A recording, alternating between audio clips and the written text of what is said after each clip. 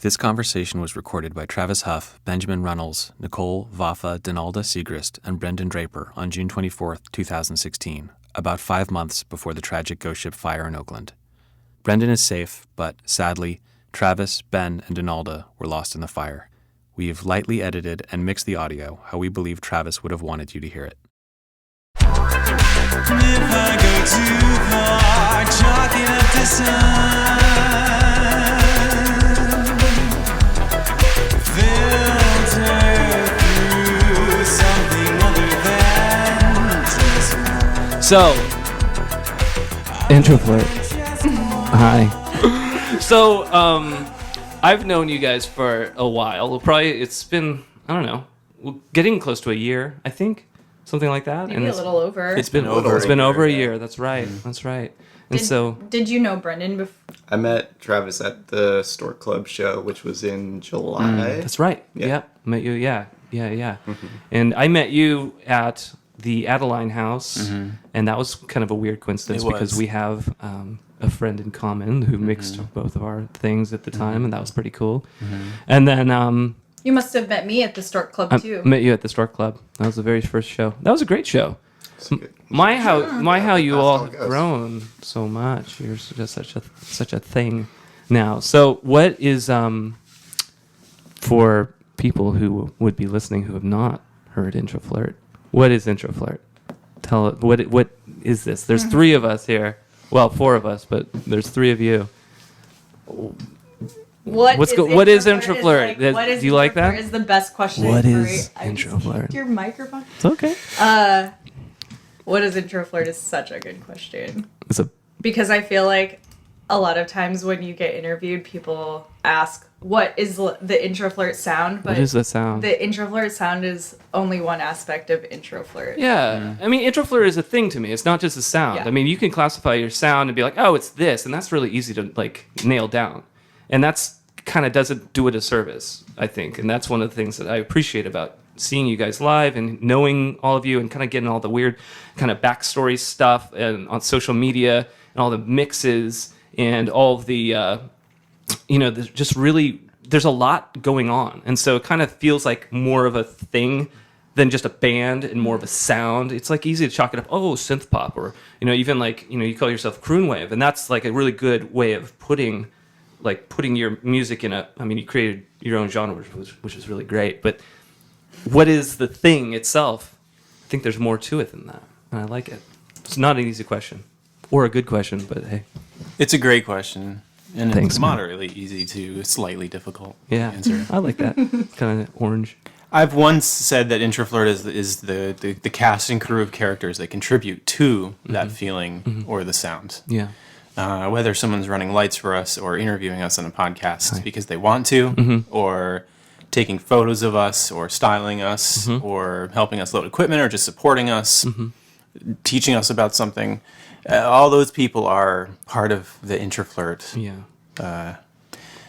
scene, if you will. Yeah. And I don't really like the word scene because it sounds a little more exclusive than it really is. But I've always considered Introflirt to be a realm or a dimension, a level of reality that is not immediately apparent. Yeah. And the music is the soundtrack to this realm. Yeah. And in the realm, there are certain perspectives of life, of emotion, of physicality even. Nice. So people that resonate with that sound and the soundtrack of that realm have something in common with that realm. And there are a lot of people that feel that, and they help keep that door propped open to that realm. And it seems like with a realm, going to your live shows, there's an energy that comes about. Like people come back, they keep coming to your shows, and there seems to be like a palpable energy that, I'll talk to people at, when we play together, people will come up and be like, that band is just, they have this energy to it. And I see that. I think it's really infectious, and I think it's a wonderful thing. But it creates an atmosphere. It creates like a context that you can, I don't know, it's still forming, it feels like. It's really nice. It is forming, and that's part of the excitement is the process. Because for me, Introflirt started as a process. I didn't really have an end goal or destination in mind. Yeah. And therefore, it may have been the most pure artistic expression I ever let myself experience because it wasn't trying to piece together a puzzle that I had a picture of. Right. And I still don't have a picture of. I You just don't. have a better picture of the puzzle as it's forming. Yeah. And so to me, that's what creation is about the process. Yeah. Because if everything was already created and accessible immediately, what would be the point of doing anything? Right. So that process is where I learn about myself, with that realm being my inspiration or direction. Okay. Yeah, it seems like, and so, I mean, just to be clear, like Introflirt began with your first creative step forward. I mean, this was kind of something that you started as would it be like a quote unquote solo project or something of that nature? Is that? Yeah, I was in a band at the time working on some original music, and I was getting a little frustrated with trying to communicate this vision I had to other people. Okay. And everybody was very accommodating and trying to fulfill it, but they couldn't hear what was in my head. Yeah. And I was interested in electronic music. One particular night, I was very frustrated socially Okay. and sexually and creatively, and realized that I had some tools at my disposal to make electronic music, and I always wanted to try that. Why the heck haven't I done that yet? Yeah. So it came out of that that need to fulfill something that I saw as disappointment in myself and express that. Wow. Yeah, and that began. Was that the first record? Is that where like what became? I guess the first record is like the recording process that came up to that. Yeah, Okay. I think that the first song, "Broken Picnic," that was the first song that was ever made. Yeah. Was a result out of just fooling around with my sequencer. Yeah. And just seeing what would happen. This is the synth you've had since you were 7? Yeah, right? 6 or 7. 5, whatever. You were probably sequencing things back then too, right? I was trying to. I was taking piano lessons when I was like 12, and I was messing around. I wanted to make like concept albums and stuff. Wow. I was messing around with sounds, but I didn't really have the experience enough to make it something quality worth adding to. Sure. But yeah, so that song started, and I showed it to a few people, and they were all like, "Wow, you're really onto something. You should pursue that." Yeah. And the first album came out of that process, and just seeing a consistency between the songs, yet a uniqueness. Yeah. And further realizing how my process as a person and where I wanted to go personally could be aided and cataloged by making this music. Right. And then as you started preparing it for live performance, is that where Denalda came into the picture? Is that how did you two meet? Yeah, I did a few performances by myself, and it was very difficult to let go and focus enough on summoning that atmosphere or respecting that atmosphere because I was doing everything. Okay. I mean, I was playing the sequences live, so I had to change floppy disk in between every song, which was cool. It was part of the appeal. Sure.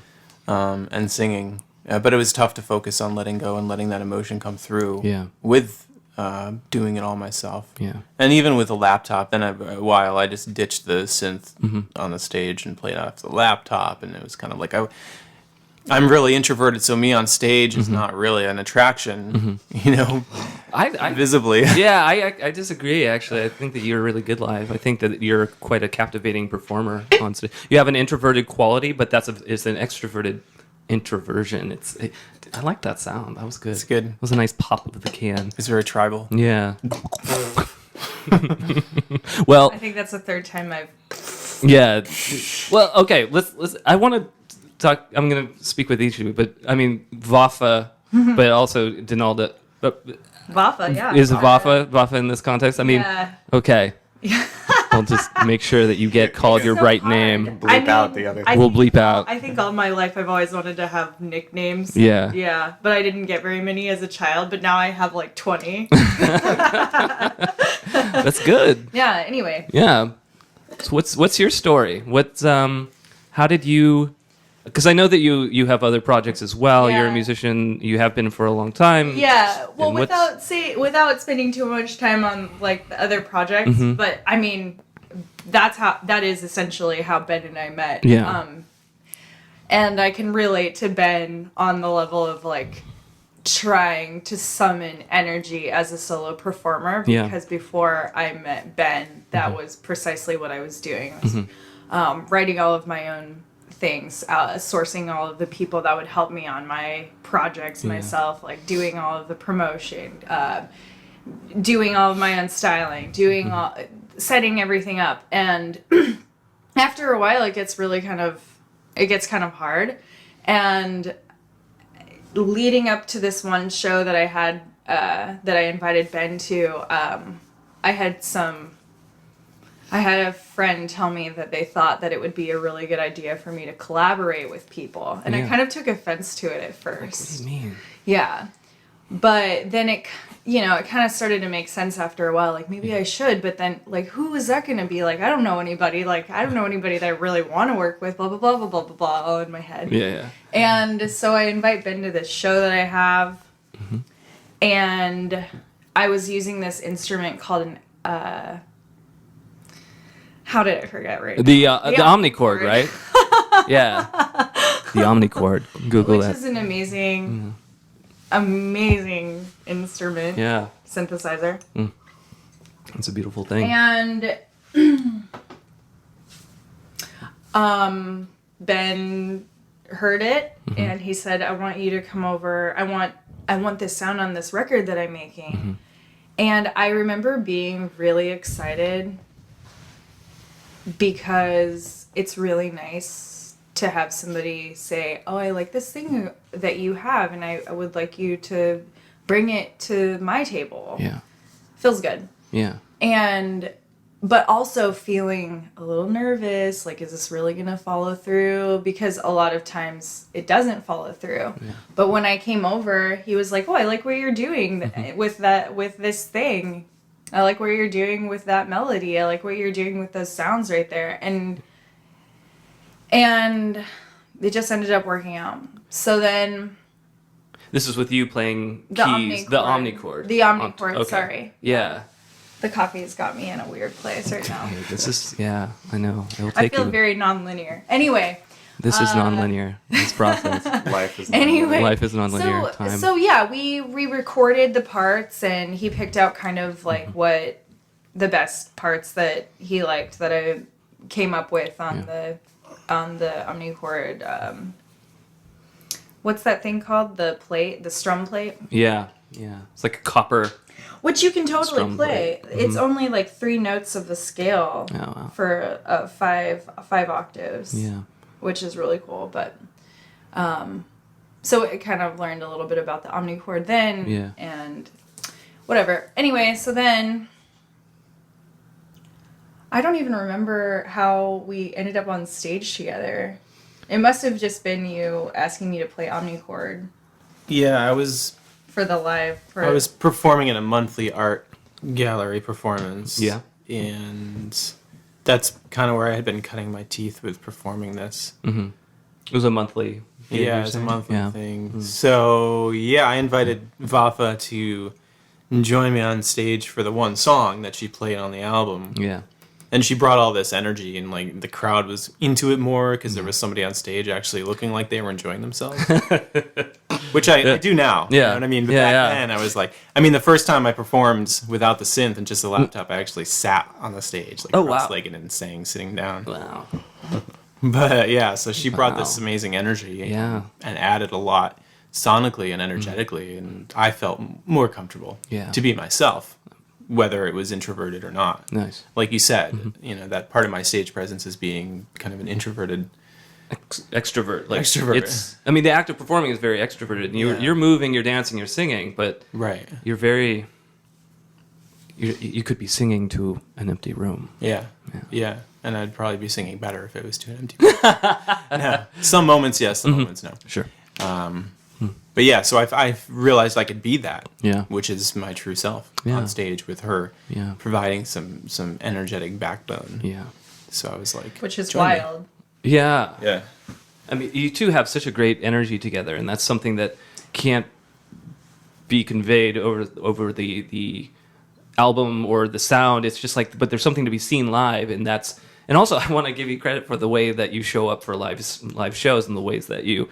The different caricatures and the makeup and the costuming, and it's always different. It's always entertaining as hell, and but it's great. It adds like this other element to it where it doesn't like it doesn't take itself too seriously, but it also adds to the fun of the experience. And I don't know, it's just really eccentric, and I appreciate that. Yeah, thanks.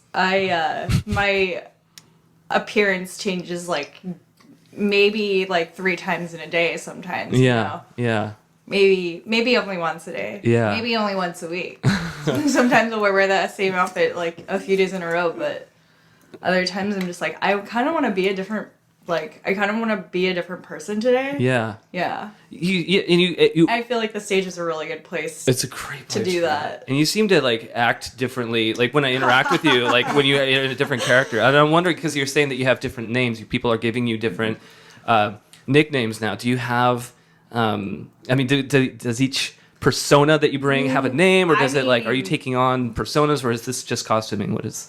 I think that sometimes, since my appearance changes so often, like giving each of those things a new name would be pretty taxing. Well, you never know. So I feel like no.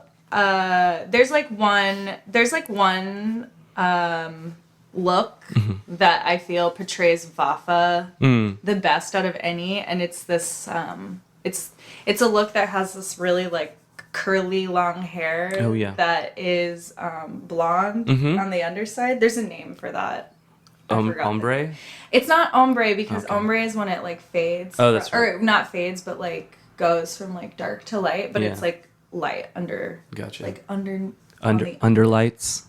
Is it under? Low lights. No, it's not low light. Like a But highlight. anyway, you can find this picture. You can find the picture of me with this look from one of our latest photo shoots. Yeah. Actually, probably from like every photo shoot that we've had lately. Yeah. On our website. That's Introflirtmusic.com. Is it introflirtmusic.com? If somebody out there wants to make a nice glossy coffee table book of all of Vafa's different looks, That would be Or great. if we somebody- would supply the Forthcoming. photos. There you go. Or if Forthcoming. somebody even wants to like help style me, I do have a stylist, but sometimes I'm afraid I'm gonna like exhaust her. You don't want to burn her out. No. No, I don't think I could. I was talking to her last night or 2 nights ago. She wants to get everyone to get tattoos of the lollipops. Oh my god. No way. Right on your forearm. Make I was sure. thinking on the bottom But of your foot. the problem, yeah. sometimes the Right on your problem that I tongue. run into is like, how am I gonna get all of the things that I really want to like dress myself in? you know? Yeah. But yeah, so I think currently, like, I'm working with the person that styles me. I wish I don't know if I can say her name out loud. I think so. Do you want to? I do. Okay, say her name. Her name is Shelly Hi, Shelly. Harrison. Shelly Harrison's pretty great. She's the best. She's pretty cool. She now has no privacy. Everybody knows her. Yeah, I can edit that out. You can find her. We'll But- find her. We'll figure out. Why don't you the ask her? to be edited out. But Yeah. we're Starline currently Social kind Club. of looking Yeah. for. That's where she is. We're currently looking for fashion for people who are interested in fashion, who are interested in styling people specifically for the stage. Yeah. It's cool. I think it's sort of in the spirit of collaboration that this project seems to be. It seems to be like a situation where the more that you open up, the more people come in, and the more people like will start participating and feeling like they can actually have a stake in that. And that's something that I feel as somebody who's starting a solo project, quote unquote. It's been a real struggle because the more that you try and like keep it autonomous and keep it yourself, and this is my thing, the less people seem to embrace it, and that's a hard thing to do. Especially like when you're being the creative person, it's just like, oh my God, this is me, this is my art, and so it's really a process of just opening your hand, and the more that you open your hand, the more you can actually hold. You can't hold much with a closed fist, damn it. And so I want to bring it over to you, Brendan, because we haven't spoken to you yet, and I want to say we have Brendan, Ben, and Vafa. So Vafa and Introflirt. yeah. Careful with that stool. It's making like a really high. Oh, I'll edit that out. Just Yeah. I'll edit that out. Yeah. That frequency, I'm just gonna EQ it. Those are your knee joints there. That's actually that's my artificial hip. I'm glad it's the chair. Okay. Hold on. Feel better. When I was a young gymnast and I actually was an Olympic gymnast and I. No. Are you sure it wasn't an I was easy, so an easy street I know. injury? I wanted to go farther with that. What's that? I thought it might be an easy street injury. It was. That- Yeah, it was like I had watched the James Brown Tammy Show video too many times, and I knew that I was going to be able to do the splits. And I tried it, and it ripped my hot pants, and I fucked up my groin. But it's okay. Don't worry, it's fine now. Just need a little oil on it. The guy just oil it with coconut oil. It's great. Spit it out. Yeah. That's it. that It's really a happen? pulling oil. It's oil pulling. I pulled it this morning. You missed it. What? Everybody, Oh yeah, you. everybody that's listening missed it. But I like to pull oil and ride my bike through traffic, and then at like the best red lights or like going through the intersection, I spit it out everywhere. So odds are, if we see you riding your bicycle down the street in Oakland, your mouth is full of oil at any given time. Probably. Like, Make her laugh. Make her laugh. Like, watch, she's gonna spit oil all over herself. It's good for the gears. Somebody asked me if I was okay once. It was a lot of oil. I mean, I saw you riding, and then I was like, I see this like projection of liquid. I'm like, she did not take a drink of water right now. How did that happen? Dang. Wow. It's like, no, I'm a little sick. Like, don't worry. No, it actually started as a big, solid mass of oil, and you just, and then. Yeah, Yeah. teaspoon. So it's really good for like the oral hygiene. It's really good for it's cleansing toxins out of the body. I've heard really good things about the pulling of oil. There's even reports of it healing cavities. Yes. Ooh. Really? Yeah. I haven't been to the dentist for years, so I'm kind of just doing like preventative care. And Coconut Yeah. oil. Yeah. I finally got on like some healthcare, so I'm gonna Yeah. go to the dentist soon, and I'm excited to see what they report. Yeah. I'm excited to see what they say. It's always kind of nice to go and like take a little drop in to the dentist. And speaking of pulling oil, when was the last time, Brendan, you pulled oil? It'll probably be tomorrow. Great, great. I'm excited. We report back, and maybe we can like get you. We'll Skype you in. Do I need to brush my teeth anymore, or can I just like stop? You can brush your teeth, but Unrefined. Unrefined. I've been using refined. Ooh. unrefined is better. You want unrefined? Organic unrefined. Yeah. Well, I mean, you do what you must. I mean, Now I'm nervous. I've been drinking. Not all coffee, oils now are I'm created also the nervous. same. Anyway, Brendan, we got to get you on. 20 minutes Okay, talk to me. every day. yeah. It's really good. I hate that. I can't stand oil in my mouth, especially when you spit it out. It's just like it just Is I love it. Is it flammable? no. Oh, that would be Because then that'd be kind of fun. That would be You have to fun. clean your mouth and practice. No, it's just like there is a mental block I have. And Brendan, Yeah. let's talk about pulling oil and your experiences with it. Okay. Yeah. Like pulling oil out of Love that Introflirt. sound. Yes. Okay. So, what is your role in Introflirt, and how do you pull oil out of them? I mean, I mixed the recent album, Yeah. and Sounds great, by the way. thanks. Yeah. I met them at the East Lake Music Festival when they were playing. That was about a year ago. Was that a year ago? In May. Were you? 2015. You were a sound guy before. That was at the beginning of when I started doing live sound. Like Okay. right at the beginning, and Yeah. I was like volunteering at the music festival to like they had sound people there, but I was like helping set up microphones and Yeah. stuff like that, and I was there until like midnight, Mm-hmm. tearing down the speakers and stuff, and then we went to like the after show, Okay. which was where they were playing, and no one was running sound, so I was like, hey, I'll Yeah. do this. Yeah. And it was just like so energetic and like pulled me in, and I was just like, I was on like after working for 13 hours and getting like 6 hours sleep, and I was like super excited to like be Yeah. mixing and hearing Yeah. the songs, so Yeah. I just like wanted to keep doing it. It sounds, it's really interesting seeing you play with Introflirt too. And it's like, like it on the stage, it appears like it's a two-piece. But then really, when I speak with all of you, it seems like there's three like core members. It seems like, I mean, forgive me if this is not the dynamic that you guys have agreed upon, but there's like very much a part of you in this whole project. I mean, I feel like you are very much, it's rare to find like a quote unquote sound guy or mixing engineer that's like kind of considered part of the fold, so to speak. Yeah, I mean, I think when you get into like talking to bigger bands and stuff like that, they like really value the person behind the board, and they like know that like that's one of the big important parts of like making sure they're successful. I never talk to bigger bands ever. I only talk to. No, it's that they don't talk to you. Ouch! That burns. It burns me. You got this. You got the good. You got the. You're a fast one. You're a fast That one. was a really loud laugh. Yeah. Okay. No, don't worry. We'll compress you.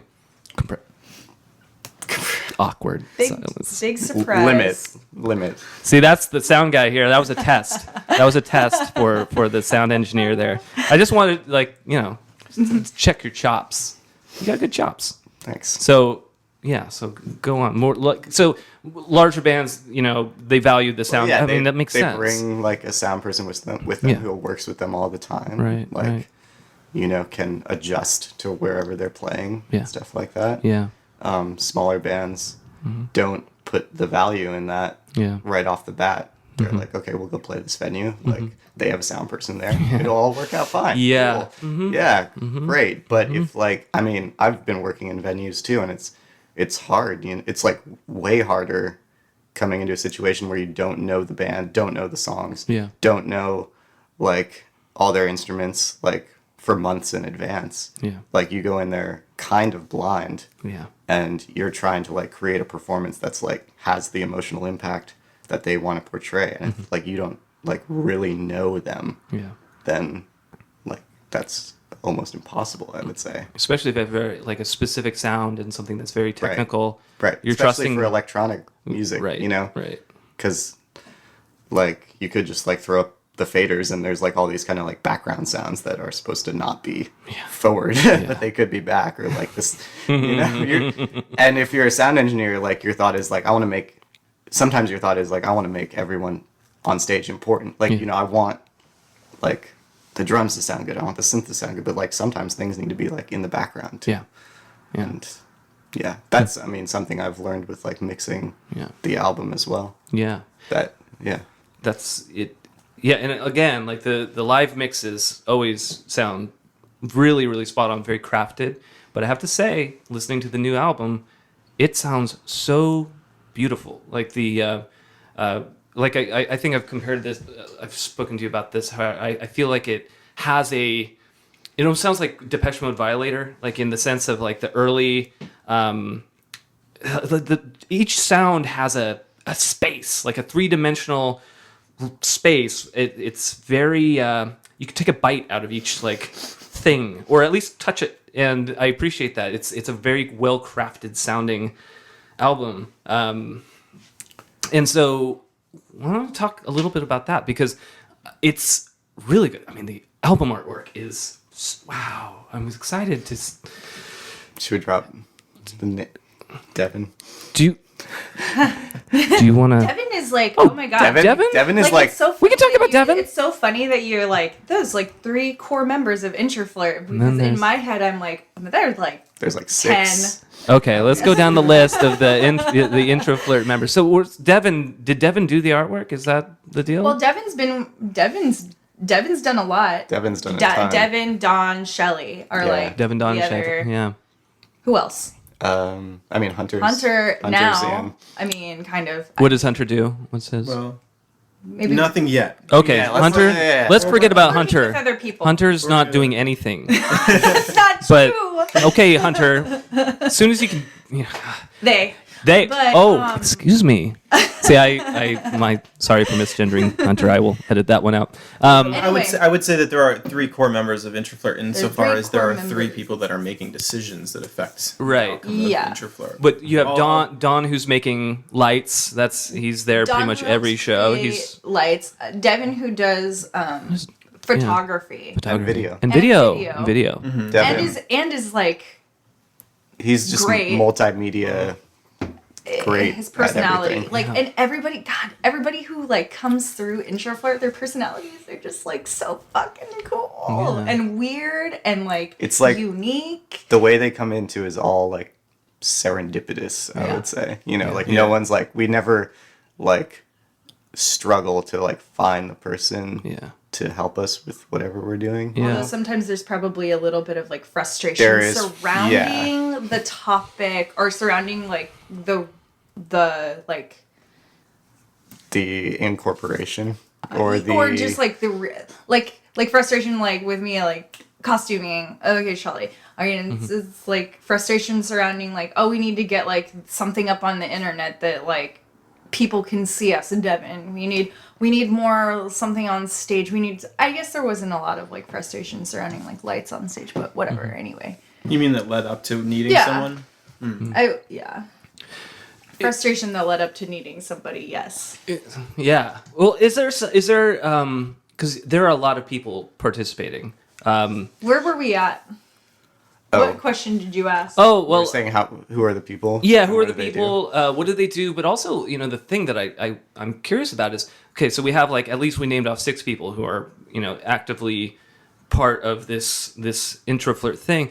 Is there, and you said something about where it's interesting to see what comes out of people, like what it brings out in people. Well, I just like what you mentioned earlier about this is my art. Uh-huh. This is my thing. But I think it wasn't until I started like interacting with everybody that's in Introflirt that I was able to flourish more as myself. Mm-hmm. I feel the same way. Like I've just been able to like open up and be exactly who I am. And I think the thing that is the most comforting about it all is that everybody that I interact with is so supportive of who I am. Yeah. And therefore it's easier because as a solo person working on your solo art, it's hard sometimes to like, if you're just like giving your art to everybody to judge at all times, like it's hard to get support. Yeah. Yeah. In some ways. And Travis, I would say that you are as much a part of Introflirt Oh, thank you. I feel very much a part of it. as anybody that we're mentioning. So Yeah, you should probably well, thank drop you. your name too. Hey, well, I don't know if I want my name in this, but thank you.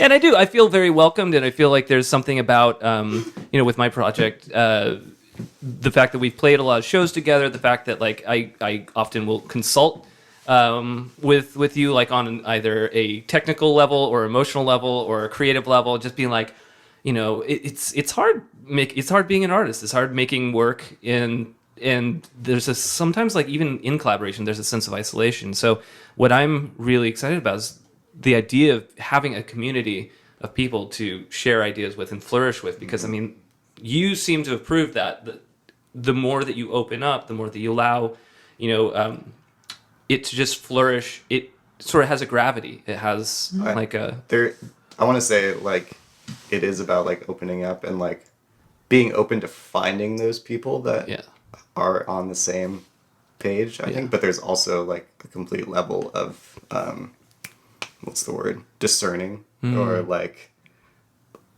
I don't know how to say it, like being critical. There is criticalness of like everything we're doing, but it's like not like keeping people out critical. Sure. It's just like making sure that we're doing things that represent what we want. So what you're saying is that? like, to clarify, it's allowing people to come in and allowing people to do to contribute, but being discerning about what it is that they bring in and how that fits into the overall scheme, kind of like being the final decider. And sort of saying this, yes, Sounds that, like we're no. judging or something. Well, I mean, but that's the thing. I mean, there is sort of an orientation that you have. It's quality control. Quality control. quality Thank control. you. Yeah. But not only that, but it's the same way that any discerning person would choose their friends. Mm-hmm. Because everybody that we choose to continue working with, we not only appreciate their artistic quality and professionalism, meaning they'll show up, they'll do what they say they will. Yeah. We can trust them to put out a good product. Yeah. But also, we like being around them. And, I mean, I am personally a lot more introverted than these two, and I probably have less friends and spend less time with people, and I'm very, very choosy over who I interact with on a close level. So to have people surrounding a project that is full of my emotion and requires me to be vulnerable, having people around me that not only are precision with their art and consistent, but also on a personal level I get along with and enjoy talking to is really meaningful and necessary. Necessary. So I think that's along the lines of what Brendan was saying, is being discerning over who's going to actually fit. And most of the time that kind of happens naturally, and people who are excited about Introflirt get that soundtrack and they kind of have a stake in it for themselves too, because they know it's going to help them. Yeah. Yeah. Because we want to obviously be supported, but we want to support other people too. We want it to be a ping pong co-boost. Yeah. Right. I like exactly. that. I like that. One person boosts the other, then that boost boosts the Boost. other person back, and it's just like Right. an escalating boost. That Yeah, makes sense. totally. Like we want Shelley to go home at night feeling thrilled that her design was on stage in front of Yeah. 6,000 people. Yeah, and then other Right. people can be like, yeah, "Hey, yo, Shelly, I saw that outfit on Right. Vafa, and fuck, dude, fuck. Fuck. Yeah. Can you style me?" Yeah. Right. Can you style? But seriously, my- don't call my stylist bitch, because she's mine. I'm just kidding. Yeah. That's right. That's right. She can subcontract out. I'm just kidding. You can edit that out. Oh no. This too late for we edits. can't actually. This is all to tape, so there's no editing on this. all live. It's all live. This is actually live podcasting right now. So Streaming. We're periscoping. So we're discerning in personality, like who am I going to be able to say what I want to, and people not get offended, Yeah, or totally. blah blah blah. Right. Who's going to be able to take direction and Yeah. realize that it's going to help them in some way? Yeah. Even if it's not their style, they'll still Yeah. enjoy working with someone who is giving them direction. And is it going to fit the general brand / image / sound / vibe of Introflirt? 'Cause Yeah. Introflirt is kind of its own dimension. It takes on its own path, and we guide it in certain ways, or we rather guide the physicality of it. But we're still learning about it. It feels like it has its own ideas, and we're kind of discovering that. Yeah. But we're kind of the gatekeepers, and we're responsible for maintaining the outward appearance of Introflirt. So we have an idea of what that feels like, so we're more able to say, like, well, we like that design, but it would fit us better if it was like this. And so we're kind of the final say. The three of us are the final say in that. Okay. In that kind of realm. Yeah. Yeah, that has to be kind of tricky too. I mean, because it definitely takes a certain boundaried approach. I've always found it really hard when people offer something, offer a service, offer a collaboration, and it comes in and it's not exactly like what I feel is appropriate or fitting at the time. Right. And I really struggle with saying no. And that's something that I think has been a part of me keeping my project very, very boundaried with, who's coming in, who's coming out, because I think I'm actually afraid of my own quality control. Not quality control because I'm critical, but my ability to say yes to this, no to that. Yeah. And be, a hardline, a gentle, compassionate, but hardlined quality control person. Yeah. How do you balance that? Like, what is because it is an open thing. There are a lot of collaborators, but you do have the final say. How do you walk that line? Well, basically, they don't let me write the emails to the person. Because I'll be a little more... There's been a couple times where I've been a little more direct than, and it was honest, but it was kind of like, maybe you can write the next email. Sure. I appreciate that about you, though. I think it's the East Coast quality, People do appreciate the honesty. Yeah, it's really Actually, good. you know what's When you really get down funny to it. about Introflirt? I just realized this. Ben's from the East Coast. I'm from the Midwest. And Brandon's from California. Wow. So it's like, Wow. that's funny. I just realized it. So you need someone from the Southwest. LOL. Anyway, sorry. Or I just Europe. said LOL. Or Europe. Let's get someone from Europe. Yeah. On Let's this Good. team. Oh, we have someone from Toronto. We do. We have Shona. we have everyone. Yeah. Well. Anyway, how do we walk that line? How do you walk that line, Denalda? How do we walk that line? I think the more we have gotten to know each other, the more we've been able to trust that we can be ourselves with each other. Yeah. And so, sometimes I find that I'm afraid, like you just said, of saying no to somebody because I'm like, oh, I'm going to hurt this person's feelings. But Yeah. if I have Ben and Brendan to support me because they have my best interest in mind and they like care about how I feel and what I think. I'm like, oh, I'm just gonna say what I feel. I'm gonna say what I feel and blah blah blah blah blah. But I also think it has a little bit to do with like trusting yourself. Yeah. Which is scary. But recently Grimes came out with this song that's called Reality, spelled with an I at the end. And one of the lines in the song is, when we're young and we're afraid that we're beautiful. And I'm like, okay, now's the time to not be afraid that I'm beautiful. Yeah. And not necessarily meaning like the outward appearance, but everything that's inside of me. Yeah. You know? And so, with all of those things in mind... It's hard to... How do you walk that line? Yeah. Somebody presents something to you and you say, well, you don't say anything. You can learn to trust everything that's inside of you. You look at all of those things and then you say, this doesn't resonate with me. And you know right off the bat that it doesn't. And it's your choice whether you can say something about it or not. But sometimes the fear gets in the way. But at least say it to yourself. But you say it to yourself, and then so I think just over the past year and a half, years, It's been a year. It's been a year. Wow. It's been about a year and a month, that we've been working together. It's just gotten increasingly easier, and I think we haven't really. I don't know if we've really come to I don't know if we've been at the.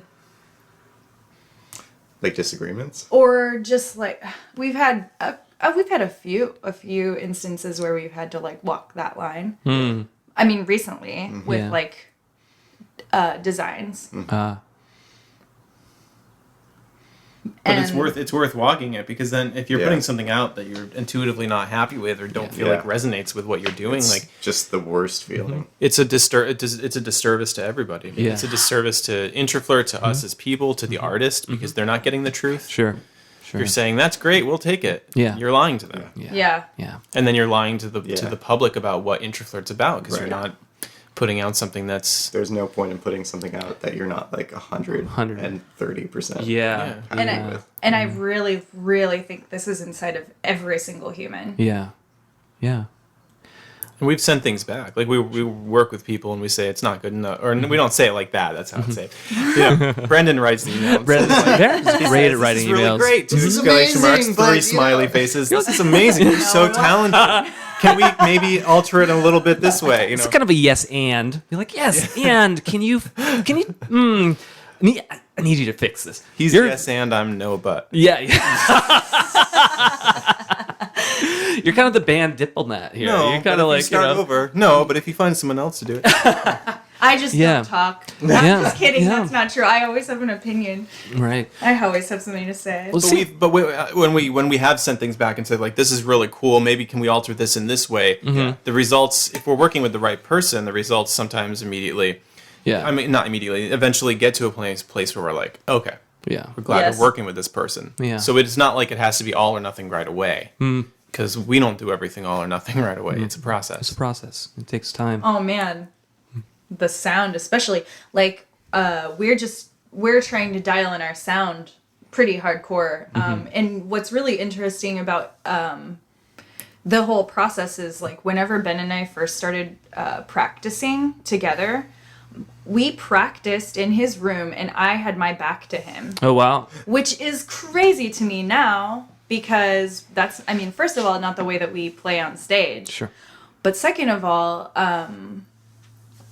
whenever it finally just switched, which just happened one day, the keyboard was not faced the direction it had faced for like months. It was kind of magical because I could see how Ben reacted to certain things that I did, and I saw how he moved, and it encouraged like how I moved. And then eventually we learned, that we needed to include Brendan in our practice, which is like totally pertinent because then all three of us can like practice together. Yeah. And then before shows we will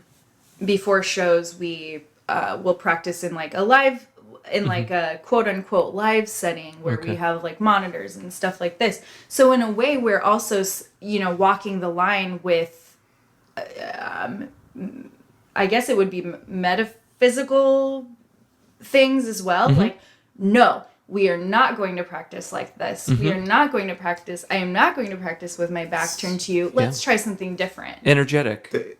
Well, and there's a lot of like making pretty logical decisions about like how we should rehearse or how we should, like, and realizing those instantly, realizing like what is that aspect that can make it better. Like, oh, we're playing shows with monitors, we need to practice with monitors. And that's, I mean, when I was in bands before, like that never like came into my head. You know? Like, for some reason, it was just like, yeah, we're gonna go play a show. Like it'll be fine. It'll be just like at rehearsal, and it never fucking is. You show up on stage, and it's completely different than everything you practiced for. Yeah, it sounds completely different. It's like a totally different situation. You're not in a room that's like this big, right? And like the sounds are bouncing into your ears and stuff like that. You're like out there in the open, and you can't hear anything, and you need to like know how to handle that. Yeah.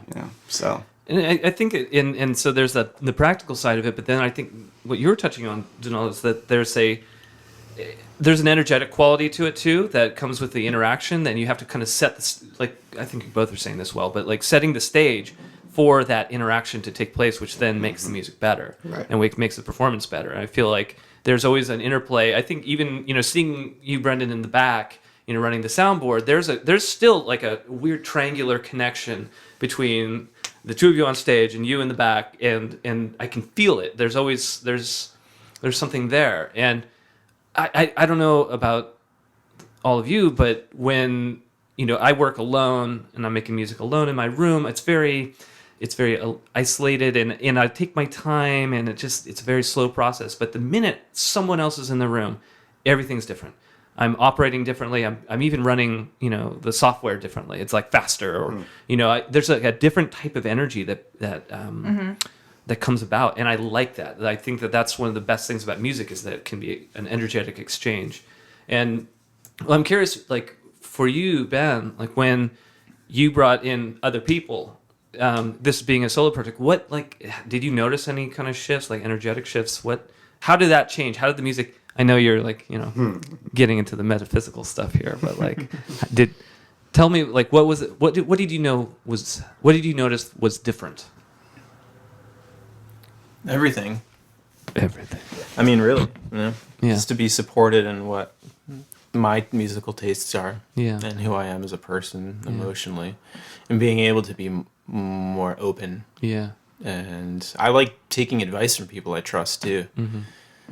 That's a huge part. There's the decision making. Sound wise, I think the music has evolved to faster tempos to kind of match the energy of the interaction taking place. And to and it's for not just for me and not for just for us, but for people in the room too, because we want people to have a dance on us. And have a dance on us. That's great. And to sweat a little bit and get lost in themselves. And if they feel that resonance from the Introflirt realm, we want to provide a vehicle for them to let loose physically. Because if you're not feeling good physically, it's harder to get there in the mind. So dancing and letting loose is a great way to kind of surrender to that of which you're feeling. Yeah. All the music that I've always loved the most invites me to express myself just from listening to it, which is kind of a different concept. Usually people think they have to express themselves by making something, right? But you can express yourself by listening to something, and when you're feeling that, you're expressing it. So I've always wanted to do that. Yeah. For other people, and to have other people, on the same page, helping me lift that sound up for other people is just less pressure on me, for sure. I've been able to give up a lot of things that I held on to tightly that allow me to be more open and free and honest with myself. Yeah. Because I don't have to protect anything anymore. Right. Right. That protectiveness is sometimes a barrier, I think, to that music actually reaching people. It's really it's subtle, but Yeah. I find that like that defensiveness is one of those things that just cuts. Yeah. Because connection. everybody's opinion is correct, right? From their perspective. Sure. And I think before I was working with them, I would get opinions from other people that I didn't want to hear. Like, I sent the album to my friend, and he was like, "It's great, but I think you should use a bunch of different kind of synths to have like different sounds. Like, it's a good start." Yeah. They said that about the first album. Sure. You know, and I'm Sure. like, no, the whole point is the personality is in this one. Yeah. You know what I mean? Man, Synth. the SQ fucking 80. Yeah. So Sorry. I get a lot And of Sonic. if you're working alone, you're more liable to get a lot of different opinions from other people, and you're more susceptible to that. Sure. But when you're working with like three people who are professional and you trust their taste and quality, and Yeah. they're like, no, it's fine, keep doing what we're doing. Yeah. We're on a great track. And then alter some things here and there, blah, Yeah. blah, blah. Like, Brendan has a lot of say in the mix, and Vafa has a lot of say over how we play things and what we play things. And I'm really excited about the future and to continue to work about what we're going to do on stage and how that's going to evolve into a more immersive, Coachella, we're ready for you. Yeah. experience. Right. Lollapalooza, we're ready for you. I'm just So I think to ready. answer your man. question, I Give mean, us it an evening slot. takes us though. I want the European festival circuit. I'm sorry. to answer your question, it takes a lot of the pressure off. Yeah. I mean, much of the music is made in the middle of the night when I'm alone. Sure. Like a lot of the recorded stuff, and that's the times that I've tried to work on recording music with people and Yeah. bring out that be collaborative, and as far as songwriting, not it's scary for me because I have to spend 3 times extra time Yeah. explaining what I'm trying to do, get their opinion, weigh it against mine, give them a shot and say, okay, we'll try it your way, and then be like, no, my intuition was correct at the begin with. Right. I'd be a miserable person to record a song with because I'd always be like, nope, we're doing Yeah. it this way, and then the other person would be like, well, why the fuck am I here? Right. Yeah, it's not. know. I don't think that collaborative recording process right now is at least not really the spirit Yeah. of Introflirt. Right. Yeah. And it But seems like it still like resonates with like me and Denalda and like other people. you Yeah. know, because that's like what it's about. It's about this internal Yeah, because like realization. because that the recording of the original music is a moment in time, Yeah. and it's gone. It doesn't Yeah. exist anymore. Right. The 2 albums are done. Yeah. Nah, and I don't care. And they're out there. Yeah. They're for other people to enjoy. Now, what are we gonna do how are we gonna let people know about this sound? How are we going to bring it to the stage in the moment in the stage? You know? And something that Denalda and Vafa and I do often before shows is just be like, okay, no expectations. We're gonna surrender to Introflirt and let Introflirt come out. It's not about us. It's not about how good we look. I mean, it is, but you gotta, you dress up for an interview. Sure. And we're interviewing people. Right. in a way. In a way. Saying, like, let us into your home, into your Yeah. life. Yeah. Because we have something to offer you. Yeah. You didn't know that you needed us, but you do. Yeah. If you do. And so we want to be presentable for that and represent ourselves well. Sure. But at the same time, it's like, we're going to get out of the way and just let the music come through. Yeah. What can we do to do that? So I think I think the music at this point has to be made in the middle of the night alone in an introverted way because that's what it fundamentally is at. It invites people to be themselves and to be socially awkward and to be introverted and not have to compensate for it and just accept the way you feel. And so to have that music made under that guise is really influential to the spirit at this point. Yeah. And then, but it's a living, breathing thing. Sure. And we don't accept it as just pre-recorded electronic music. Nah. It's something that we add to and continually develop. And that's where we're interested in, finding new ways to do that. Yeah. And it seems like it's going to evolve as your process. It seems like your process is mirroring sort of the sound and kind of what comes through. And that the album, the albums, once they're done, it's, even though it's all you playing it pretty much on the record, when I listen to it, I don't think just of one person playing it. It's Introflirt is a thing that is later interpreted and energetically going forward. It totally threw me off, but yeah. And everybody's energy is, Brendan has a huge chunk of his soul on the album. Yeah. Because he mixed it. And a lot of the sounds take on a new life. And I'm like, whoa, didn't know that could sound like that. Right. You know? And Denalda's been playing that music live Yeah. even before the record came out. So her energy is all over it, and she's had influence in certain ways and how certain riffs are played and all that. So it's Yeah. kind of like the soundtrack to all of our experience Right. in Introflirt.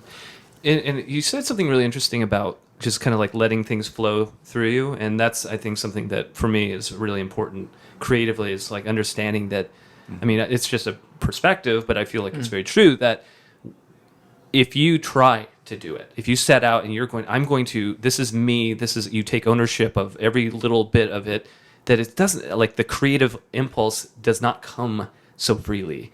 And I feel like to a certain extent, you kind of have to be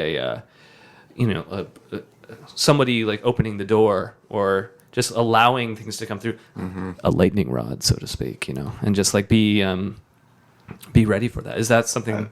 Do you find that to be true? Yeah, I mean, I find that to be true. I've had my most creative moments when I felt like I wasn't doing anything at all. Yeah. Like when I mixed them the first time was definitely one of those moments.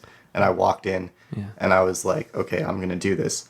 I did have like a beer, which I think alcohol does open up that door. Sure. To a certain extent. It does. Seven beers. Seven beers. Wide open. Wide open. It wasn't you at all in the room I anymore. was not there. No. No. But there's those moments where you completely like let go of all your conceptions of like what you're trying to do. Yeah. And you just in your like hands or your mind just is reacting to what's happening in the present. And like we've talked about glass blowing too. Yeah, glass in blowing. the past. And Yeah. that there's this one moment where I was just by myself in the studio and I like kind of had a vision for like what I wanted to create, and it was like sort of abstract, and I just like started doing it, and then like by the end of it was like almost exactly like what my mind had imagined before, and it was like really complicated, but like none of the steps actually seemed stressful like at all, and like I felt like I almost wasn't there. So you're just while I able was to doing move through it fluidly. What are you talking about? We're talking. Do you want to rehash that? Do you want to? Can you just explain? The initial question was when we were talking about like creativity and allowing creativity to flow through you, and just being sort of in service to that, being a gatekeeper or door, opening the door and letting that creative impulse come through you, rather than taking ownership and every decision is yours, and you're that's Do you find that to be true for you as well? Like, do you, or when does creativity come to you the most? I feel like that's such a tough question, because I feel like I'm actually reestablishing my relationship to that kind of.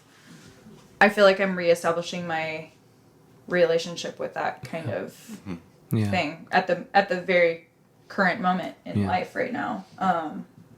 Saturn return, I think. Yeah. Which is interesting.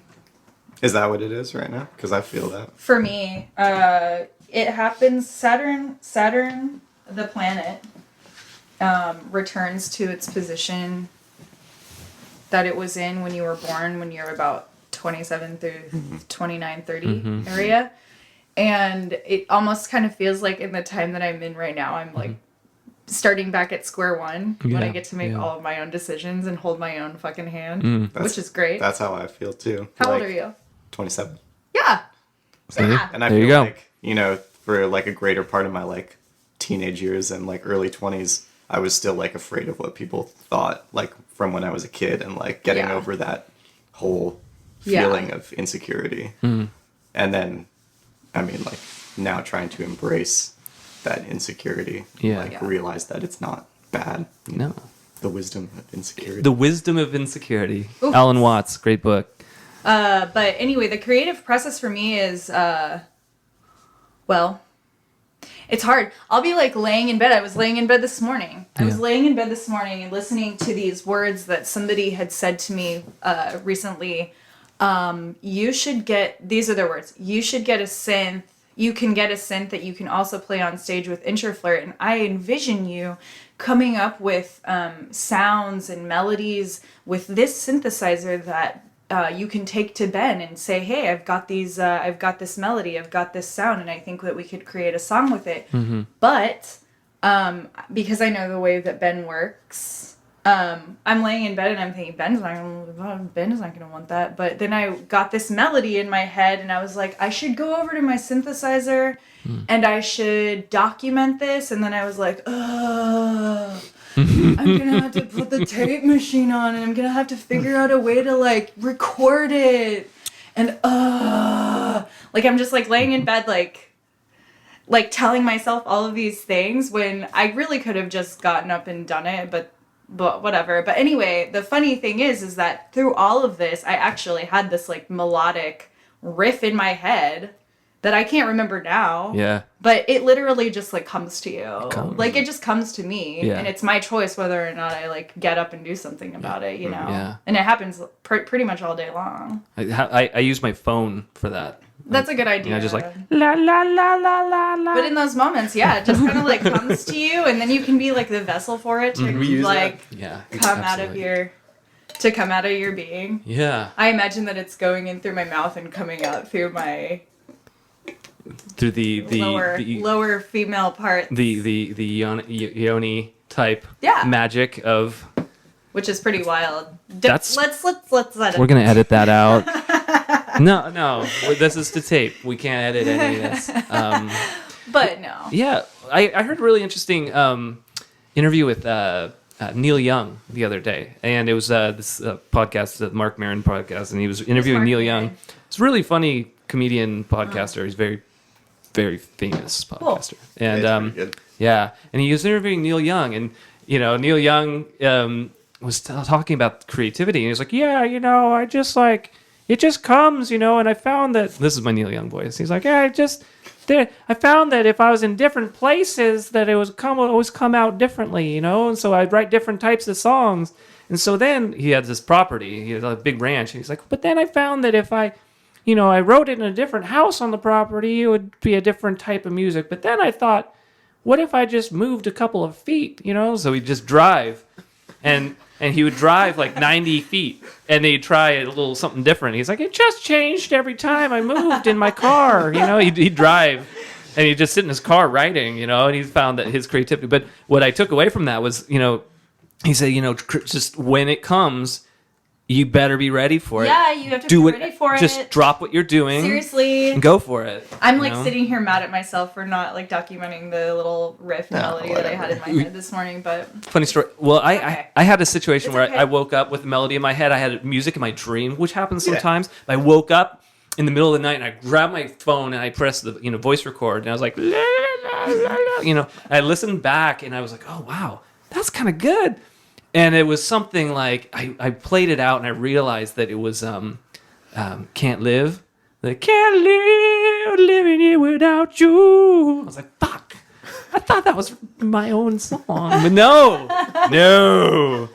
Celine. I think it's Celine Dion. No, was that Celine? Is that Mariah Carey? It's not Mariah Carey. Is it Celine it's Dion? Somebody before Celine. It's somebody before Mariah Carey. Who does Can't Live? They bet you. Are you trying to What tell are you trying to secrets do? over there? What are you going to do? I had to ask Ben a question. Okay, ask Ben a question. This is off the record.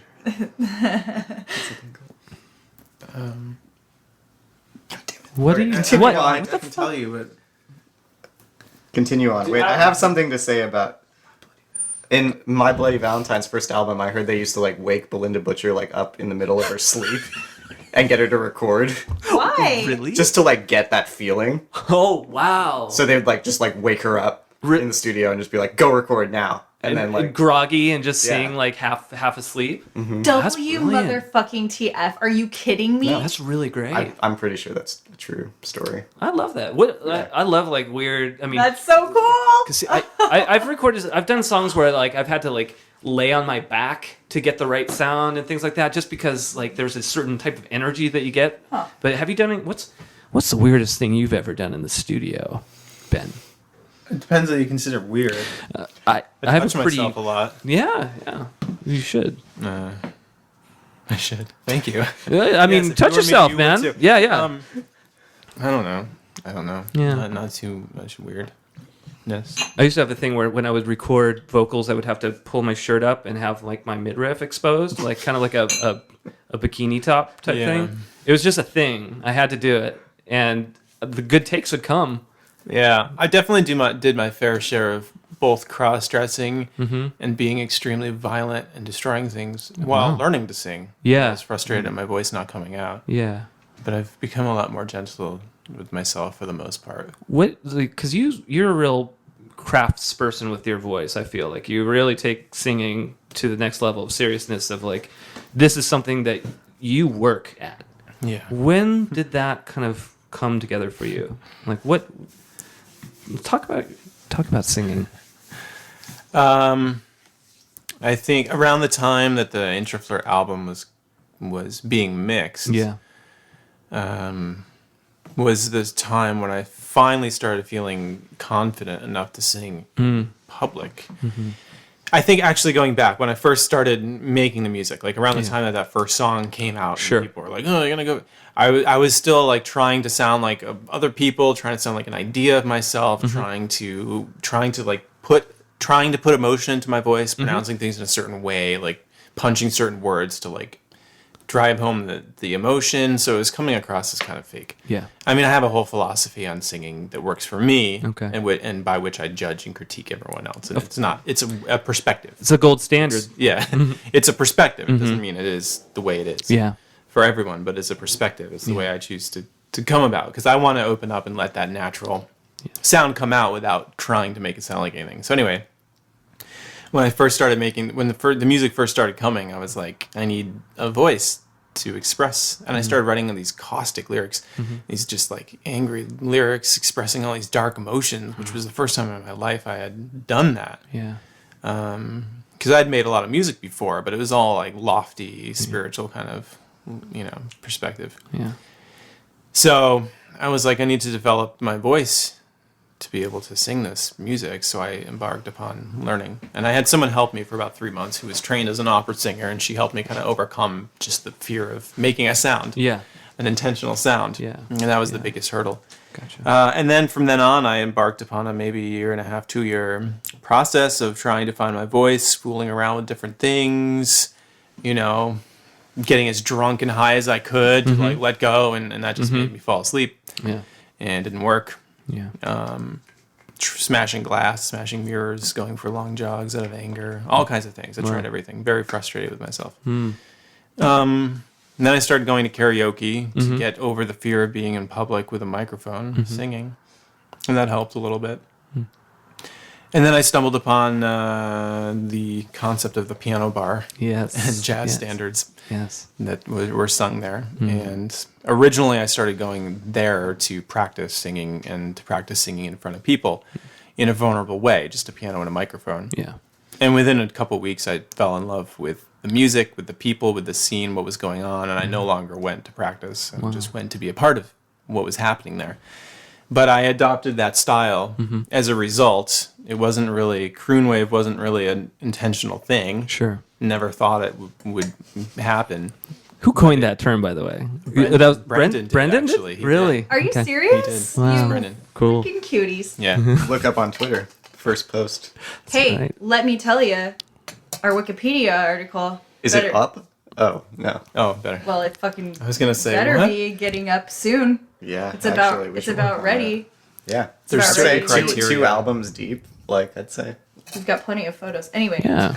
So it wasn't really an intentional Yeah. thing. It just, that was the natural style for my voice. Yeah. My voice is suited to that Yeah. style and just the way I am. And I love that music. I always have, almost always. And the songs are very complex and vulnerable and emotional. Yeah. Just the way I like things. And there's a lot of clarity in those songs, too. Yes, there's a lot of In clarity. terms of mixing and emotional delivery. The delivery. right. Right. And very little Yeah. processing. It's all out Yeah. in the open. Right. Like, Exactly. you can't really hide anything with singing like that. Right. So I just found that to be the natural vehicle for my natural voice. And I just started incorporating that into Introflirt because that's the way I learned to sing. Yeah. And I don't really know. I can apply that to other music, but I'm not like an R&B singer, and I'm not like a hip-hop singer, and I'm not, if you're going to get me up there with a rock band, I'm going to croon, because that's what I know. That's what you do. Yeah. That's how it comes out of you. Right. Yeah. Right. So, and I'm still experimenting. I'm still tapping into different sides of my personality, a different points of my life, which I can do more with Introflirt than singing jazz. Sure. So I'm still experimenting, and there's still subtle evolution with my vocals with Introflirt happening, and I'm open to that changing and seeing where it goes, which is part of the process. Yeah. But yeah, I like things natural. If someone was going to start listening to the crooner type music that inspires you, like where would you point them? I would say the first person I would say to check out is Sarah Vaughan. Sarah Vaughan. I think she may have been the best out of that bunch. I mean, emotionally, vulnerability, rawness wise, Sinatra. Okay. He wasn't technically one of the best singers, I think, but he was the best at conveying emotion. Yeah. And he had a few disadvantages that if you know singing really well, you can pick out. And he used those disadvantages to an advantage. And what were those? Yeah. I'm not going to You're going to have to discover for yourself. Okay. But there are certain things, if you listen to his records and his live voice, if you're a singer, he's not doing anything wrong. Okay. I won't say that. But there are some very raw things that come across in his voice. So you're like, wow. Other singers wouldn't have done that, but he doesn't give a fuck, and it makes it better. Yeah. Because he's like letting the light shine through the cracks. Yeah. So he was very good at that, and I think that's why people identified with Sinatra so much, is because he wasn't afraid to hide that. I mean, technically a brilliant singer too, but Sarah Vaughan was one of the most musical of all those singers. She played around with melody a lot and was such a musician that she had such amazing phrasing. It was just like, how did you think of doing that? Yeah. And she really hit home how much of an instrument the voice is, how she used it. Incredible breath control, ridiculous tone. Yeah.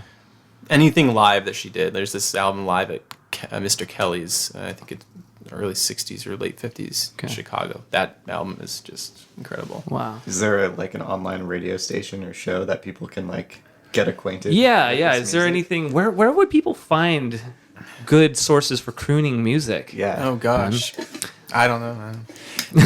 I stumbled upon this one Thursday nights at 7 p.m. Pacific Standard Time. Oh, yeah? Or 1400 hours GMT, or actually 2 a.m. GMT.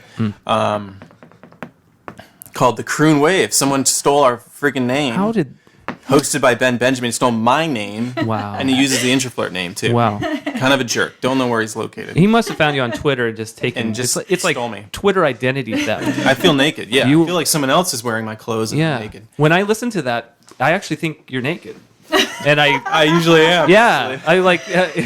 wow. The little known fact.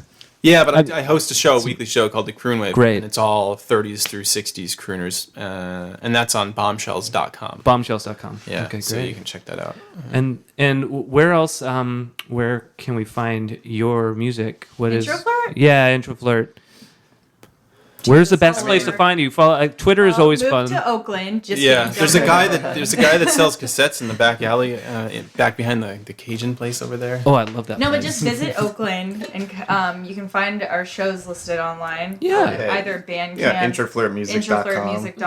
Introflirtmusic.com. Introflirtmusic.com. Be sure to sign up for... Introflirtmusic.com. That's I have to say, sign up headquarters. for the mailing list, because it's one of the most entertaining This is true. email lists I've ever been a part This of. is true. I usually, after I delete it, I usually regret it because it's so. I know it potentially is so good. No, I'm just kidding. I love it. No, the way it's laid out, the way it's very entertaining. There's always lots of cool links, and I really appreciate the thing about what you guys do, where you're always having playlists, radio shows, or just weird selections of. I love the way that you're. Again, it's not just music. It's more of a sharing space where the things that you appreciate, the things that you care about, all come about, and I think everyone has room to share in that space, and that's a very unique thing. And I think in one thing that I really, being a musician, one of the things I really struggle with is competitiveness and the way that people want to succeed in quotes, and there's I feel like the ego game gets played out so much that it's not about community, it's about me, it's about my identity, my ego, my EP, my this or that, my video. And when I see people promoting themselves like that, it drives me insane. And I feel like the ways that you promote yourselves are brilliant. That often it's a share. You're sharing something that you care about. You share something that is interesting or novel, and you share something that you really, that you're doing. That's great. Yeah, I mean, we try and like lift up other people that we respect too, like with like weekly mixtapes and connecting with them on Twitter, however we can. If they were here in person, like you, yes, then we would be playing shows with them, or we would be, doing stuff like this. Yeah, but we do what we can to like make those connections. Yeah, with the mediums. That's that are really out there, It's really inspiring. I really appreciate it, and it's something that when I see what you all do, like online, it's really inspiring to me. It makes me go, "Wow, God, I need to up my game."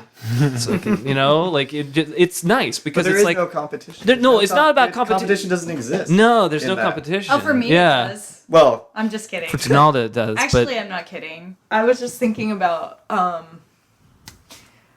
No, I was just comparing myself to Introflirt and how I'm really happy that I'm here right now because it's good to hear people talk about things that are not competitive and how I often am like so entrenched in myself that I don't think about others around me, and I have a feeling it just has to do with like my upbringing and how now that Saturn return is here and how I'm holding my hand, it's okay to like observe these things. But yeah, like just the way that I presented the playlist this morning. Yeah. I was like, oh, and here's this playlist that I made and it has to do all about me. It's all about me, but it's like 10 other artists. Yeah. It's like, well, it's these like 10 other artists that are like amazing and everybody should be listening to them. Yet it's like so tailored. And I'm like, I wonder how that affects like the people that see these things. Like, do they really care so much about like me and my story?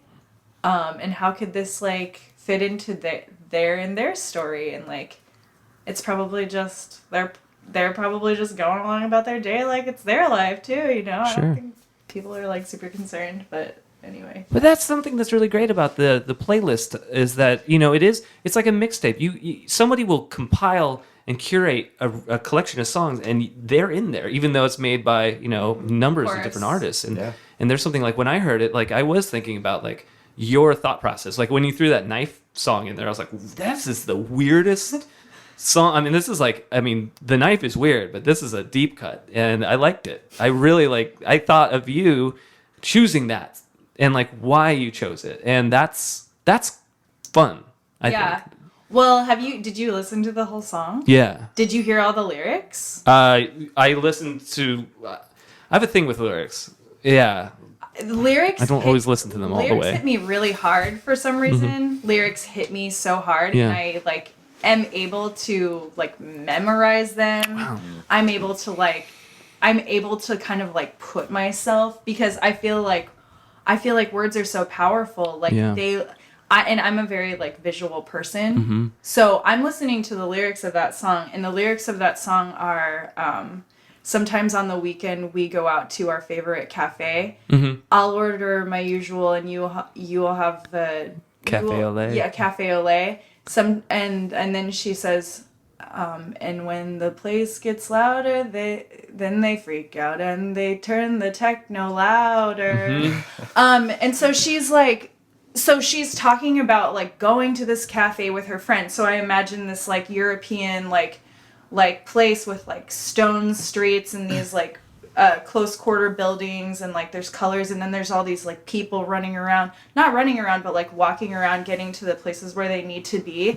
And it's the weekend, so it's like there's no work going on, but people are like getting all of their stuff done that they couldn't do during the workday.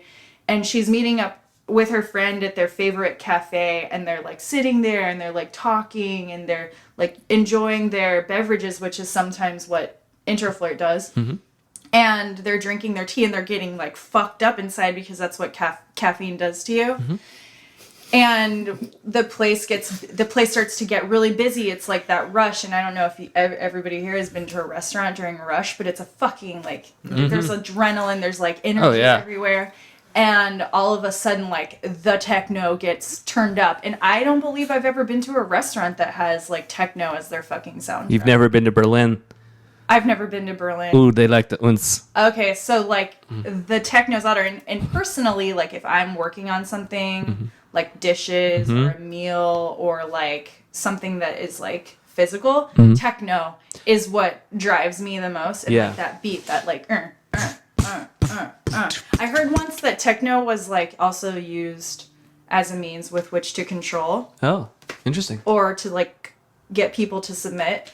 But yeah, so I'm just literally like thinking about the visual spectrum of that song. And I think like when I first heard it, I was just like blown away. And plus there's like a piano part in the end. Yeah. It's kind of like boom, boom, boom, boom, boom, boom, boom. And I just think it's like interesting that they chose to like use that, and like they have like little bleeps and bloops in there that are like really cool. That band is so cool. They're great. The Knife.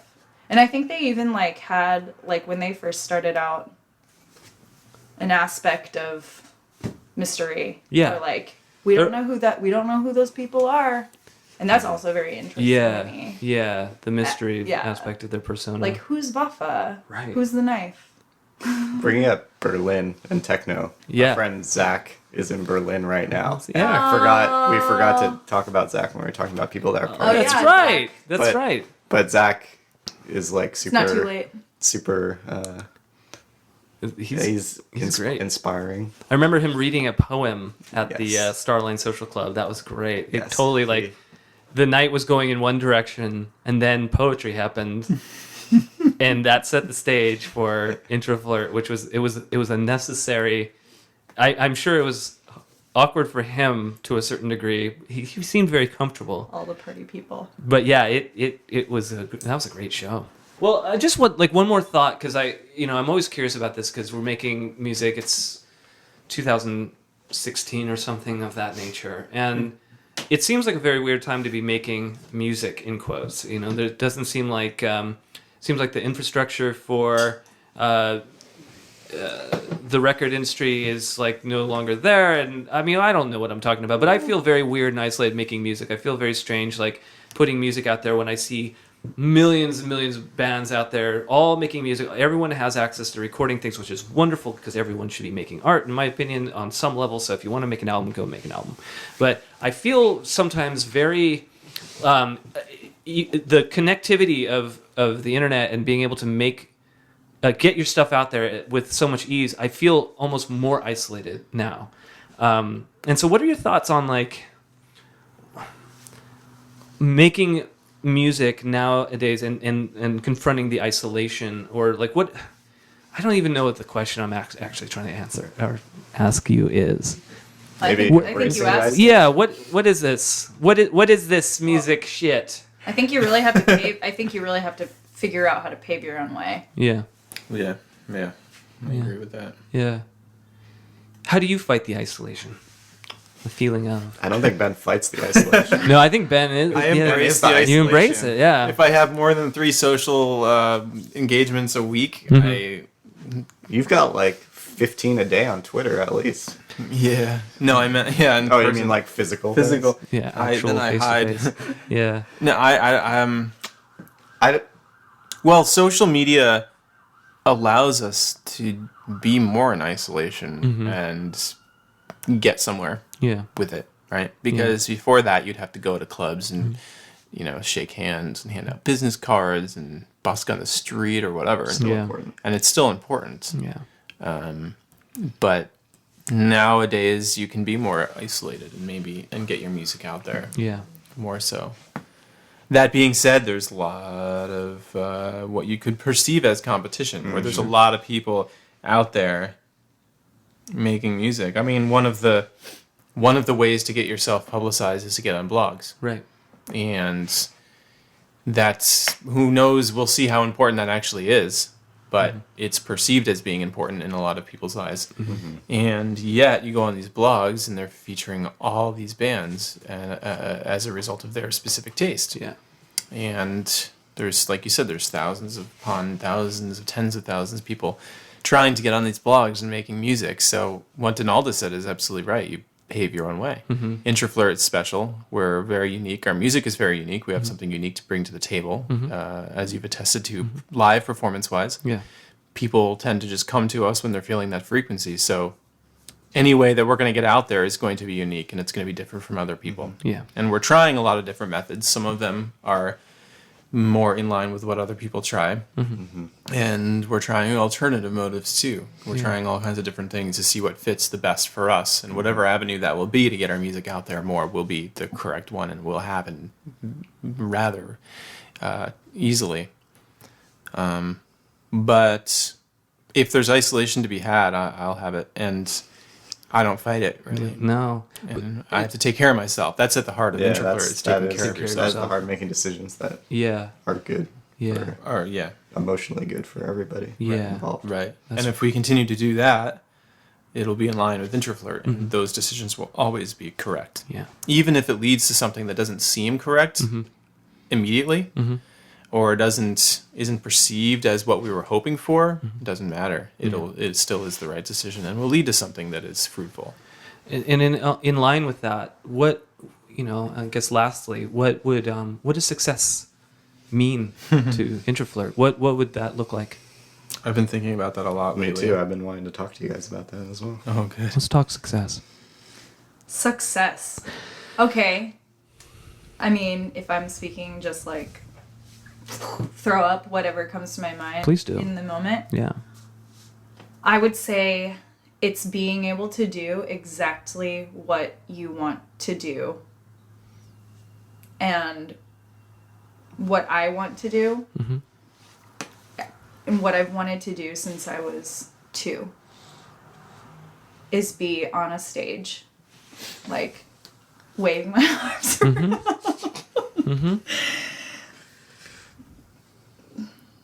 And people being like, What are they seeing when they're in what awe? they're literally seeing is like light shooting from my body. It's awesome. Yeah. I love it. And so I think like, and I know I want it to be like a crowd of a lot of people.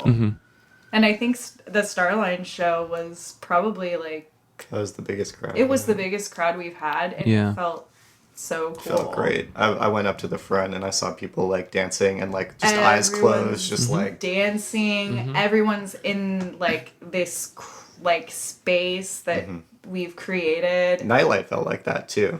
The Yeah. last show. Yeah. Yeah. Yeah. Yeah. I agree. Yeah, and I think like if we're just able to keep creating that kind of space, and just create this like ball of energy, like I mean that that would be great. That would be great. And I think if we're also able to like, I don't know, success. Success. I don't have any specific outcome because I know what will happen will be best for all of us and best for Introflirt. Because if I say, okay, I want to play this specific venue, I want to play this festival, blah, blah, blah. If that doesn't happen, we'll never be successul. Right. Based on those expectations. Right. So to me, and I've been thinking about this a lot lately too, I don't want to have expectations. I want to, if we continually stay in line with our personalities, our collective and individual intuition, serve the music, serve that realm, that's success. That's a good. That's a good And- point. Love that. You know, and me personally, I've always wanted since I was 2 to make music that's so high quality and so emotionally open that people can't ignore it. Yeah. And I've seen that happen with this, so I'm already successful. Yeah. It seems like success is a ever unfolding process. Yeah. I like that you countered what I said with like if you don't get this, then you're not successful. Yeah. You know, because like I mean, if Introflirt's proven anything, it's proven that like nothing goes as it is expected. Like when we met Brendan, we knew I had heard Ben say out loud, I would like to have a sound engineer that actually like is just ours, like within like at a time before we had performed, but it wasn't like something that either of us were like, oh, we're gonna get this, like we have to look for this, like and then like and that was when Brendan walked in. I don't think either of us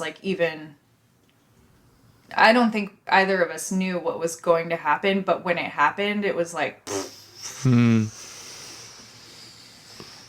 big bomb. It's weird when you open yourself up to things that things just they come. Like when But you, that is a successful moment for Introflirt. Right. And if you say specific, I think if you're too specific with your goals, Yeah. and you don't reach them, that creates disappointment.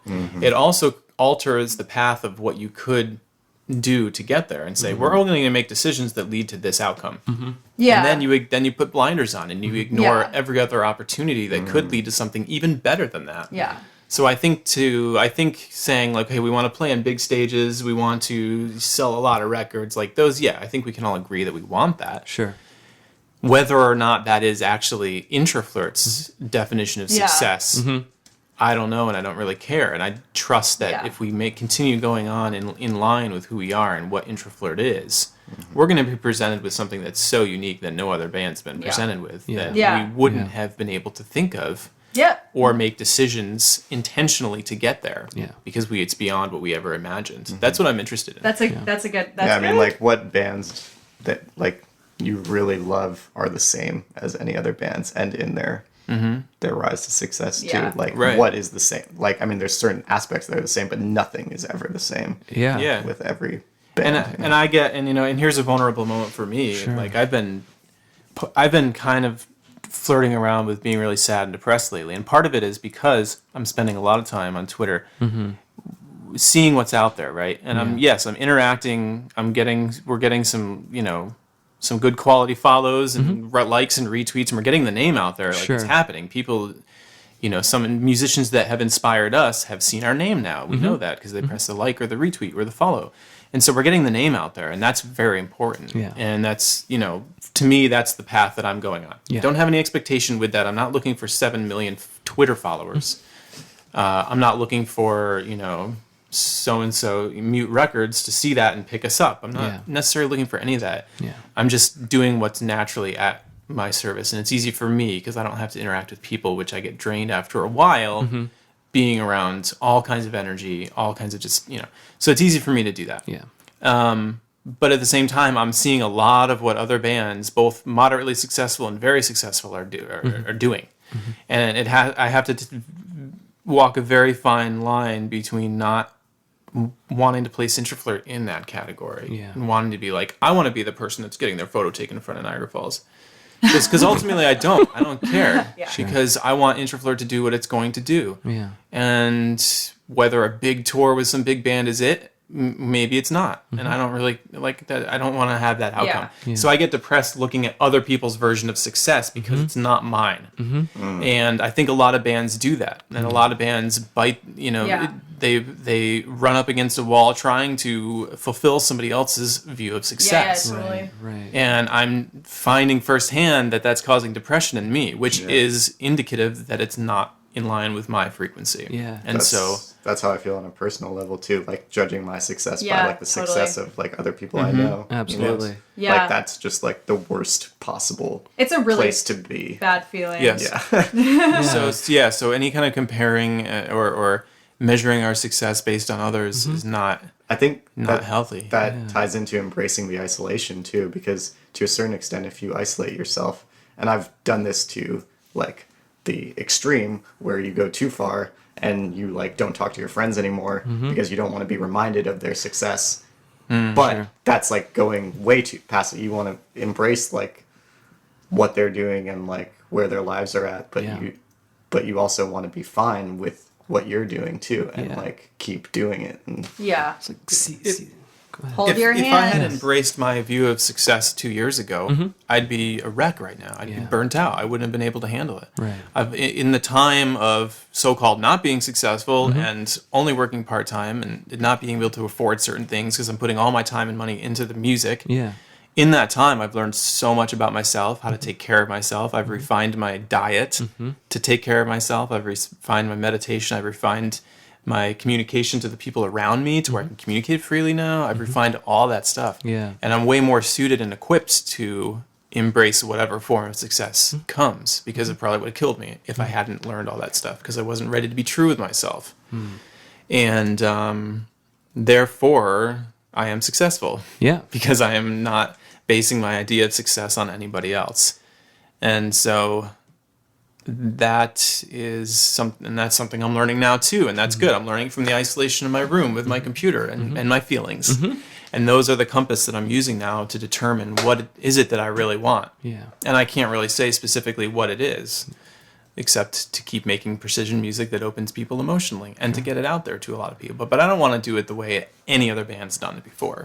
So therefore, keeping an eye on other bands so closely to where it affects me emotional it's not applicable to Introflirt, and that's why it hurts. Right. And it's also like being open to the successes that are happening right now. Yes. Like, because success is not a destination. Success is a process in which you're constantly evolving. And so paying attention to other bands and watching other people's success as they go up, that's not your compass. It throws off your compass. Totally. And so if it comes back to like being present, being mindful, and just taking stock of what you have access to right now. Yes. And it's really interesting, like thinking about you being in your room alone, because I have the similar experience where I'm just like alone making work, and it becomes like almost like a divination process where you're putting in, but it's telling you, it's kind of like leading the way for you, and it unfolds. You learn things about yourself as you go along. And I think that's really the healing power of art, and if you stay tuned to that, that's where I think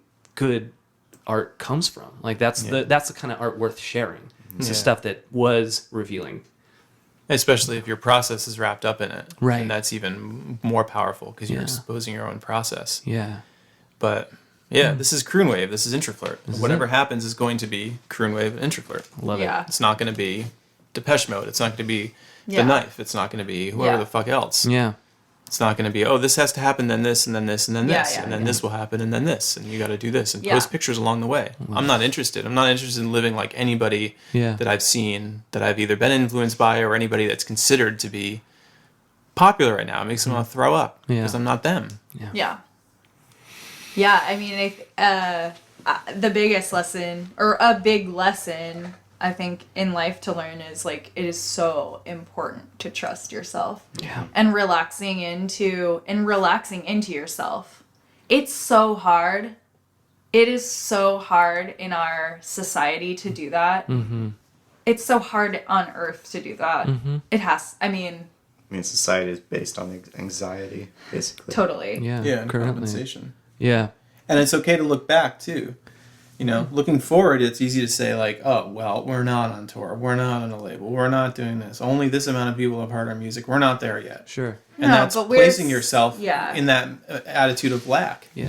And it's better you can even look back and say, a year ago, look how far we've come. Sometimes that's a nice gauge. Yeah. And it's not taking yourself too far out of the present. It's just looking at growth and saying, like, oh, well, actually, we are successful and we are wealthy because we have the ability to take a Friday and come here and talk with you and express ourselves. Exactly. Learn more about ourselves, learn about each other, voice these things we've been thinking about, and now we're all creating this space together. Yeah. If that's not wealth, then I don't know what is. Yeah. Well, on that note, I think this is really great, and I'm really glad you guys came in, and thank you so much for being beautiful people. Thank you. Yeah. Travis. All right. And I'm gonna say one thing: get their album. It's really good. It's uniquely Introflirt, and it's something to carry you through the night. Something to carry you through all the day. All the day, the night, doing the dishes. All right. Thanks, guys. Thank you. Thank you, Trav. Thank you.